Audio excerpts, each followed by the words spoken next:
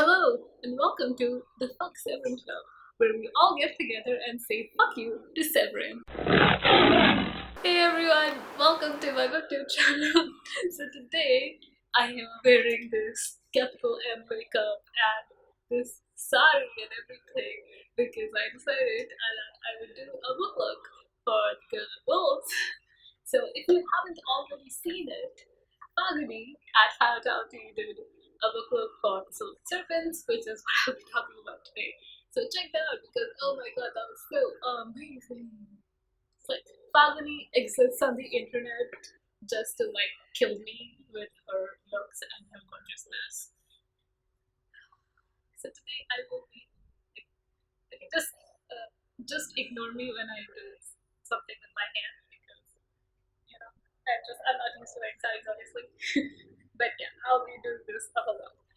Anyway, so today I'm here to talk about the Gilded Wolves by chonky, as well as the Silvered Serpents, which came out on 22nd of September.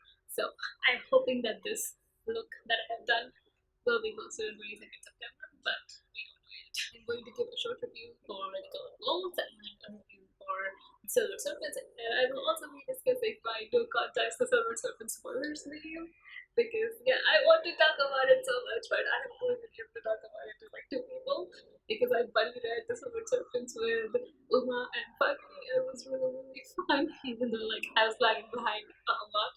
If you don't know about the Gilded Wolves, go check it out because oh my god, look at this gorgeous book. It is gorgeous outside and inside. You should definitely read it. And it is not a Six of Crows ripoff. I swear to God, I'm gonna lose. I swear to God, I will go on a murderous rampage if somebody compares the Gilded Wolves to Six of Crows ever again. Yay! So what do I say about the Gilded Wolves? The Gilded Wolves is amazing. So it is a historical fantasy and it is set in the late 1800s in France. And it happens during the La Exposition Universelle. I don't know how to do French. I mean, talk in a French accent or talk in French. I don't know anything. So it has a very diverse cast of characters. There's Severin who's half Algerian, half Persian, and there is Lela, my favorite, and she is Indian. There's Enrique who's half Filipino, half Spanish, and there's Sophia who is Jewish. There's also Tristan who is French. There's another character named who is half French and half Haitian. I don't know. Yeah, and since it is set in France in the late 1800s, and there are all these characters who are mixed race as well as characters who are from countries that have been colonized by Europe or even France. But this book explores colonialism from the eyes of people who were colonized and have lived through it, as well as the effects of colonialism on countries and on societies that existed before the Europeans came and destroyed everything.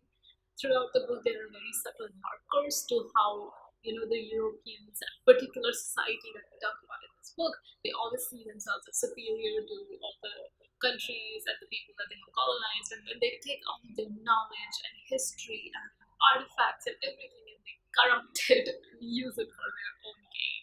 All the while thinking, oh, we're so much better than them. So I really, really like this book because of the gaze that it uses to look at colonialism, as well as it creates a very interesting cast of characters, and it's very fun to see them all together in the Gilded Wolves. And it always keeps you on your toes. There are always things happening. There's all this history that we're given at certain amounts of time exactly when we need it. So it makes the entire experience really amazing. But also, there were some things that I found lacking, which is why I gave this book 4 stars out of 5. And I do quarter stars by the way because I'm a pretentious bitch. Yeah. So I gave this book 4 stars because there were certain things that I found lacking because when we look at all the characters we have, they all have their backstories and they're very impressive and interesting backstories. But in my opinion, we don't get a sense of who they are right now, and we don't get an inkling of where they might go because of this, because we don't exactly understand who they are right now. I love historical settings and the world building is really, really great. It's very interesting. But I found some things lacking over there as well, because there is a kind of magic that people do in this world, just called forging. So there are different kinds of forging, and you need to have an affinity for forging to be able to do that. So all that I understood, but like I never got a sense of how forging works. And all through the books, we meet creatures that were made using this kind of forging, but like I never get an insight into that process. Like, how do you make those creatures? Do you just like touch them and move it and do that with magic? No, obviously that is not how it works. And there are like, buttons and stuff which you can press to like shut them down, which is all very interesting. But I never got an insight into how that process takes place, which I would have really liked to see. But I like this book a lot. Anyway, so on to the Silvered Serpents. There will be some spoilers for the Gilded Wolves if you haven't read it, because to understand the series of events that happens in the Silvered Serpents, you obviously need to know what happened in the Gilded Wolves. So the way that the Gilded Wolves ends, it creates a lot of hype for the sequel, because there's suddenly this new revelation that kind of just destroys the way that you understand this entire story. And the certain something happened at the end of the Gilded Wolves, which is why I created the Fuck Seven Club.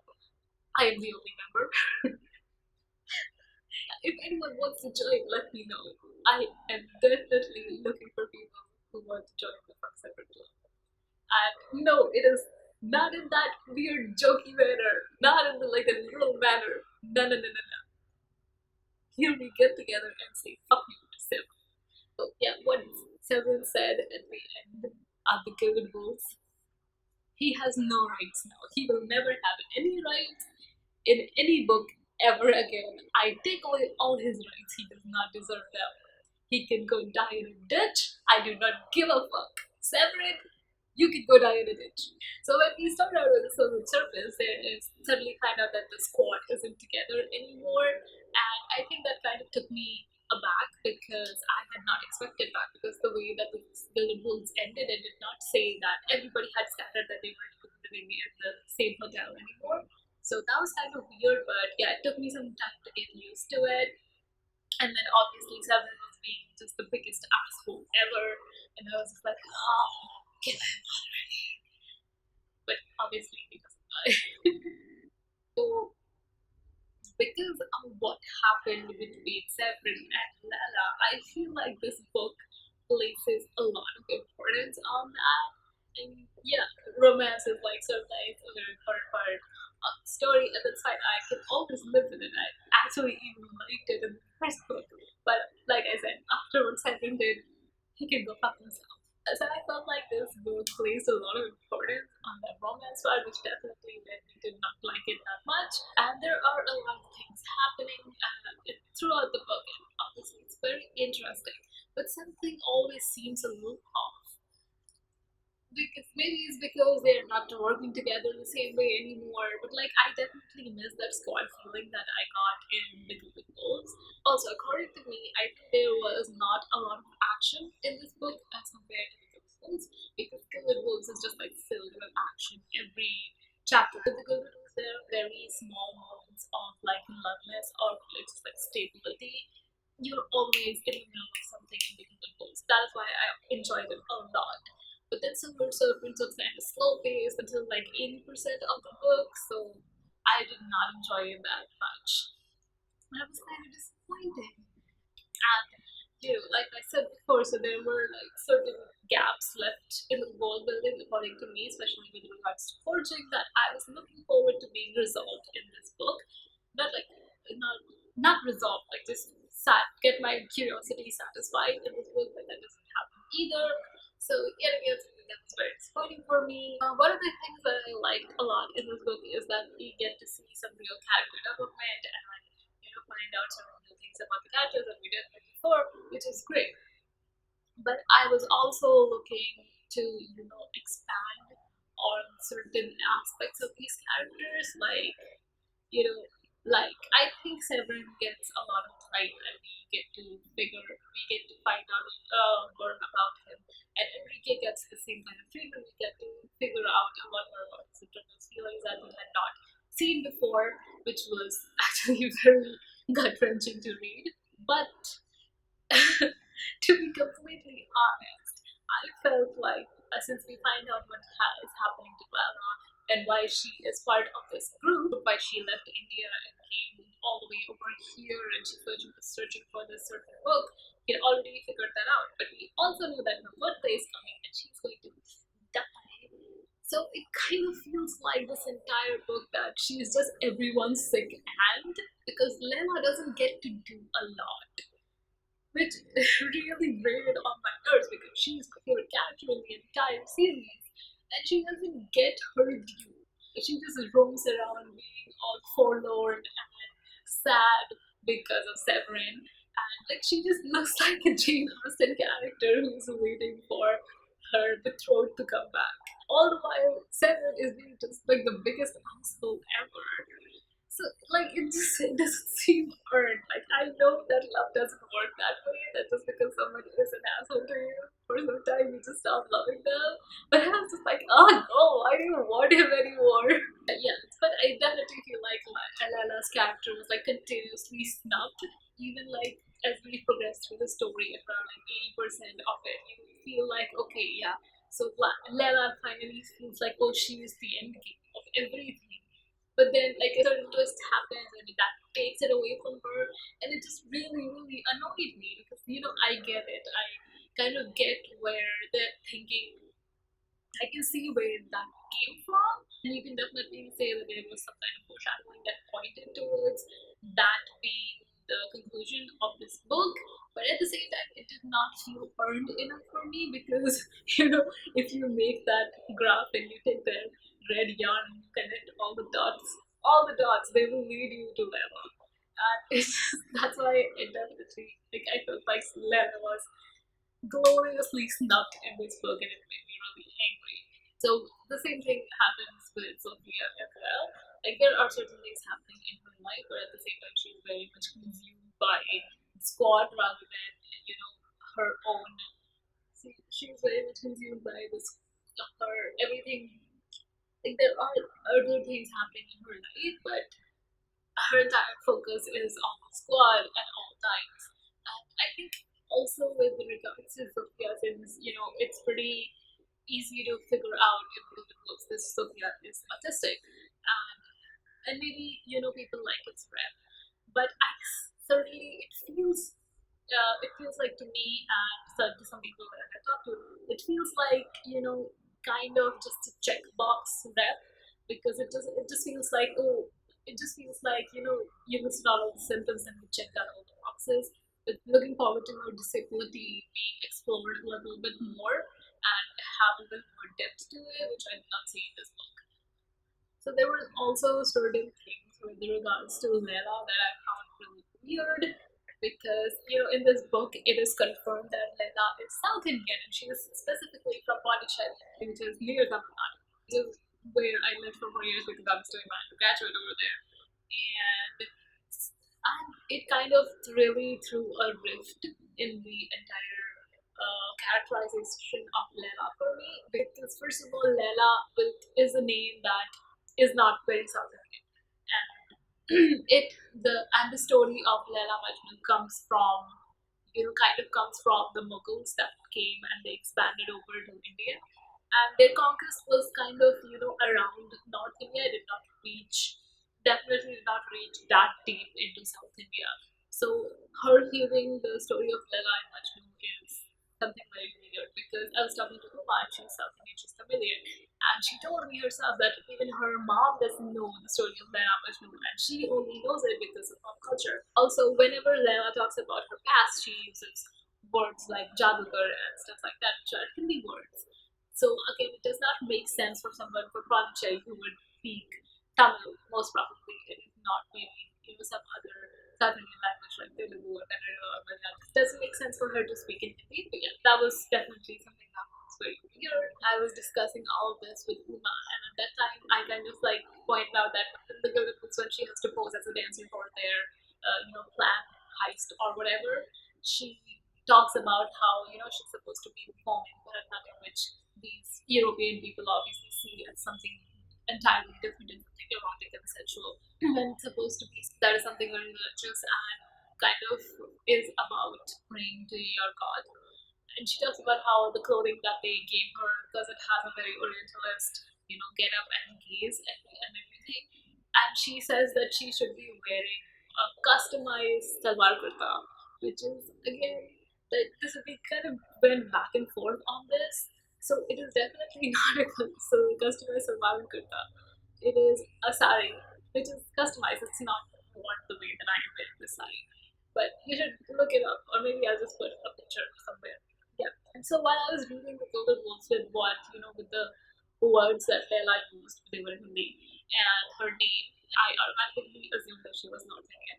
And to see her talk about Bharatanatyam in like the 1800s, so that makes sense because India is such a vast country and there are so many subcultures in the country.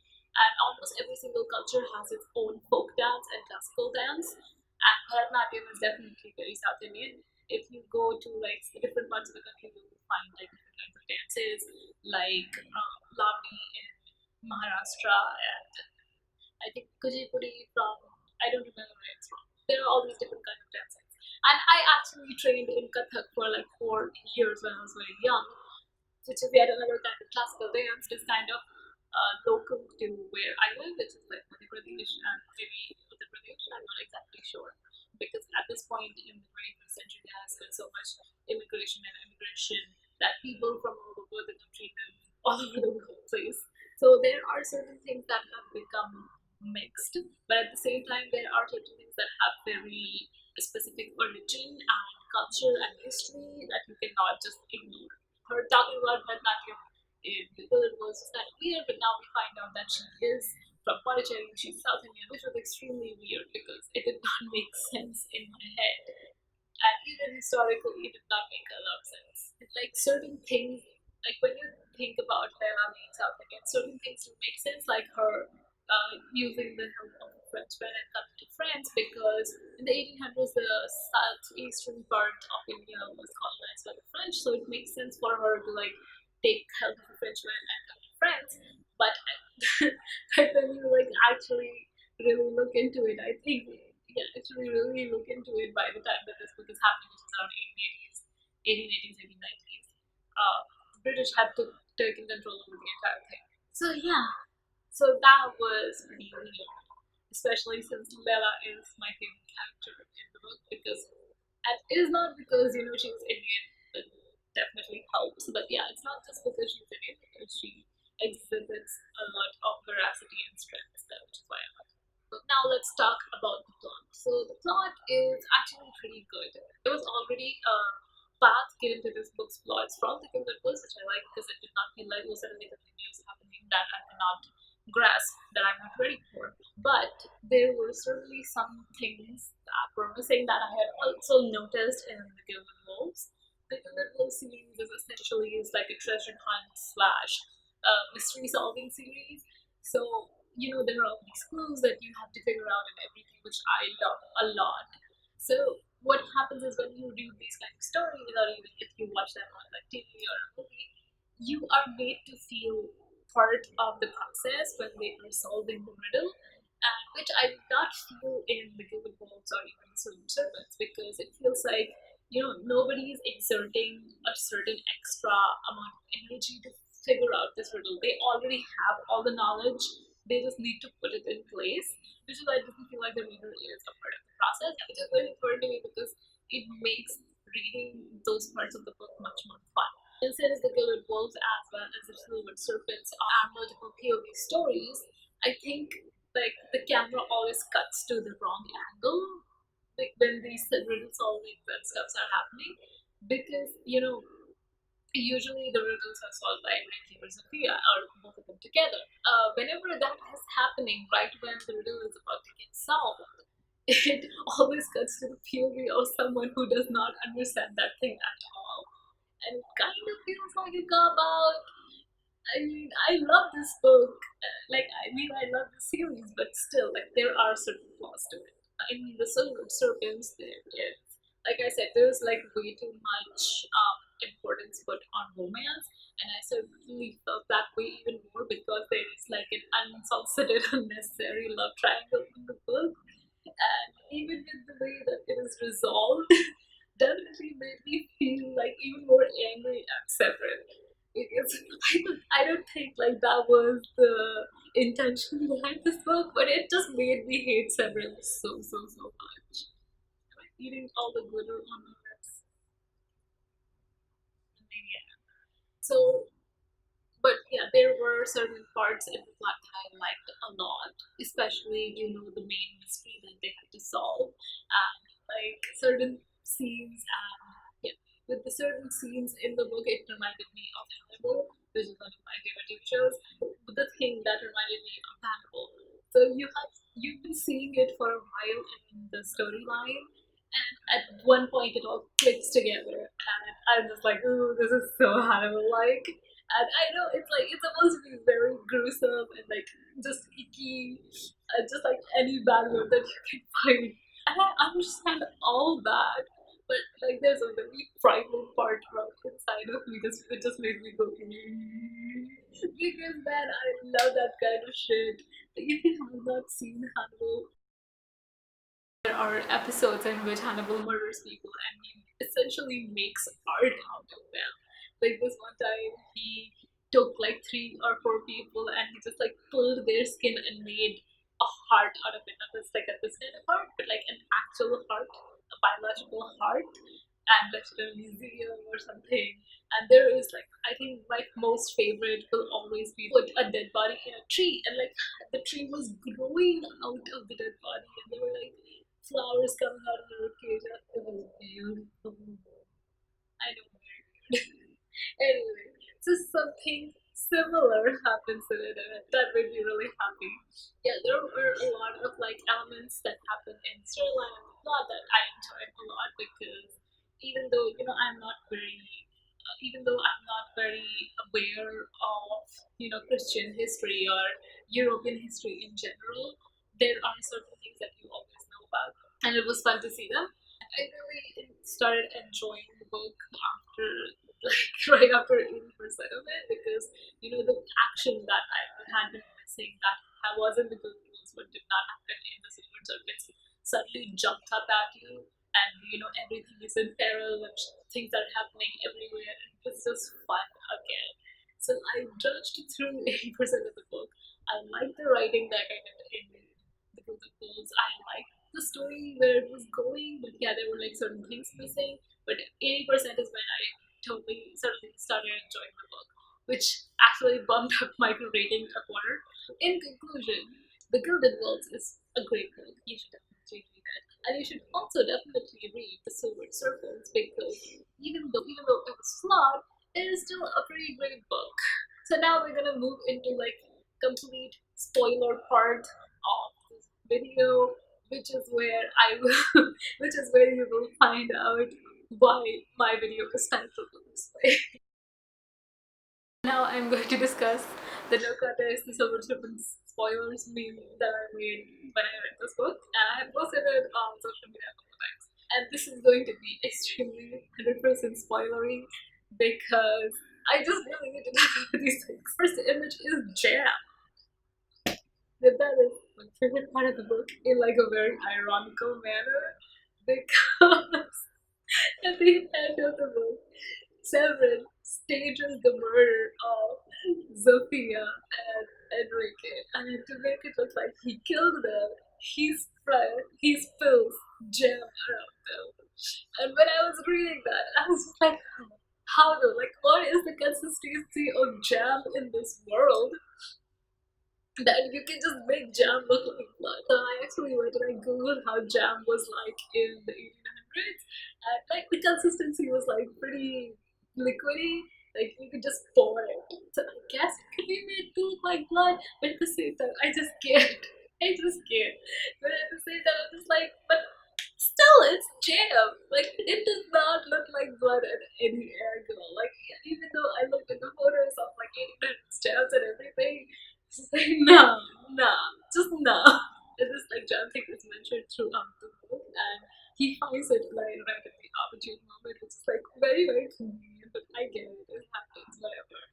But yeah, and then he just like he emerges from where he was hidden, and he has a bottle of jam in his pocket. He's knife and everything, and he's stabbing people and he's spilling jam and nobody's looking. And I get it, like because you know the angle of your sight and everything can obscure a lot of things, but still, like he's carrying around a bottle of jam. How do you not see him in his like coat or whatever, just like bulging out?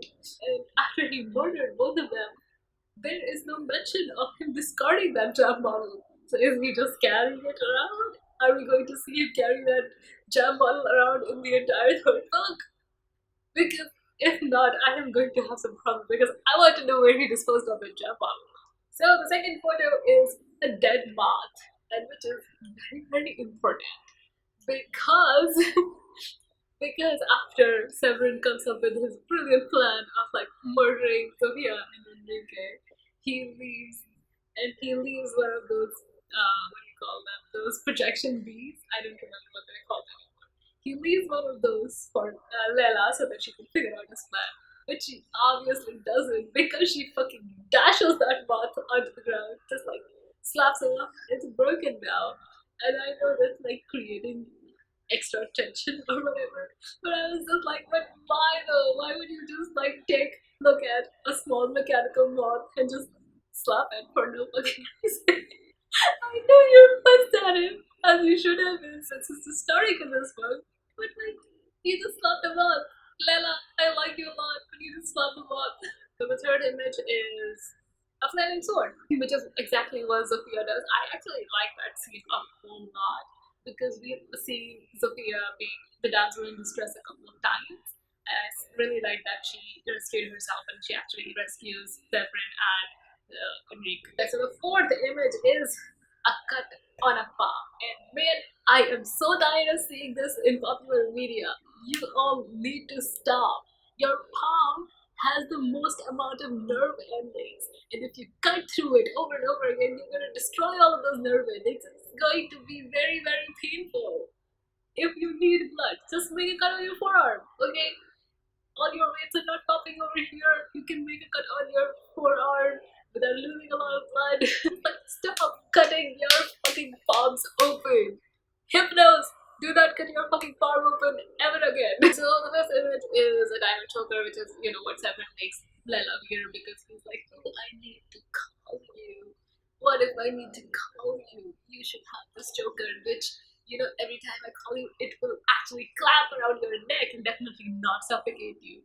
I mean, I get, like, I know, like, people really like it because, you know, it's kind of kinky and stuff, but, like, I was just like, I would never wear that. If I was in Lela's position, I would just not wear that. Just like, fuck Severin. Fuck Severin. Fuck Severin. Okay, six is the receding hairline, which denotes this new character that we meet who has a receding hairline and he's just obsessed with everyone's hair, especially Enrique's. Which I get it, man. I know. That is a thing that people get insecure about and they have every right to be. But at the same time, he has a niece who can blood forge. Can he just like grow hair? Like this is a magical fantasy world. Maybe you should just grow hair. Or wear a toupee. Yeah. The seventh image is that is actually the statue of the lost muses from the Greek mythology, which is kind of around what this entire, just kind of what the entire plot of the Silvered Serpents revolves around. So, you know, I put a lot of thinking into making this stupid name. Okay, the eighth image is the Lukmano hands meme. I didn't make this because in the Wintering Palace of the Fallen House, you know, all those, there are the statues.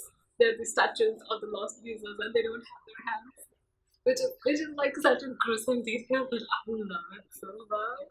Like I said before, just like a primal part of me loves that shit so much. So yeah, this being was actually very, very important to me. And the final image is a Leviathan, which is I think one of my very, very favorite things about this book because I just love that entire series that was set up because you know just a leviathan coming out of water at exactly noon and just like it sits there and it opens its jaws and I was just like man like I would love to see that in a movie like I just want to see that on screen so maybe like we should get an adaptation for the Gilded Wolves because I want to see that on screen because it's so amazing to just like imagine that to have this big fucking monster looking thing made entirely of metal. It just opens its jaw and so big that you can walk inside it. And I just think like this needs to be like a ride in what do you call them? A fun fair? No, I don't know what they're called. You know, like Disneyland or whatever. I can't remember the word. Yeah, so this needs to be right because I do want to step into the mouth of a leviathan. I think it's going to be so dope. That's it. So I hope you liked this half-episode video of me trying to review both the Gilded Wolves and the Silvered Serpents. I have not done a video review before. I think I will get better at it, but I make no promises. But please go ahead and check out this booklet that I did in all its grandeur, sincerity, whatever the word is, on my Instagram. If you like this video, please leave a comment. If you have anything to add to all the things I said, leave a comment then as well. Or maybe just say hi. I would say hi back. I think I did my time of saying, yeah. And I'll catch you next time.